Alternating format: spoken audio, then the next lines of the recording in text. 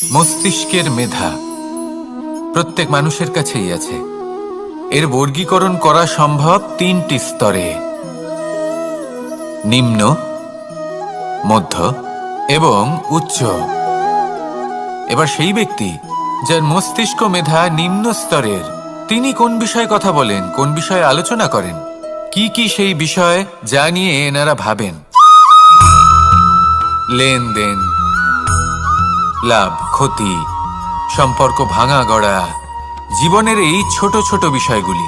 এর ঊর্ধ্বে এনাদের কথা এবং ভাবনা যায়ই না। এবার যে ব্যক্তি এমন হন যার মস্তিষ্ক মেধা মধ্যস্তরের, সেই ব্যক্তি কি করেন, কোন বিষয়ে কথা বলেন? জীবনের ঘটনাগুলির বিষয়ে কথা বলেন। কি হয়েছিল, কিভাবে হয়েছিল।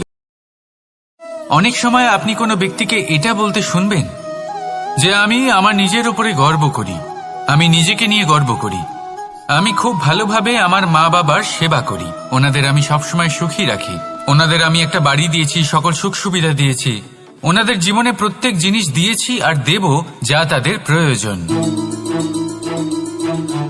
এবার আমাকে বলুন যে আপনি কে হন? আপনি হলেন সেই বীজ যা আপনার মাতা পিতা রোপণ করেছেন। আপনার মা বাবাই আপনাকে এই সংসারে জন্ম দিয়েছেন। এবার এইসব কথার কি তাৎপর্য? এই হলো সেই ব্যক্তির দৃষ্টিভঙ্গি। এবার দেখা যাক এই প্রকৃতি আমাদের কি শেখায়। কখনো কোনো গাছকে দেখবেন, যখন সেই গাছে ফল আসে, সে মালিকে এটা বলে না যে দেখো আমি তোমাকে ফল খেতে দিচ্ছি, কারণ ও জানে যে এটা হলো সেই মালির পরিস্থিতি।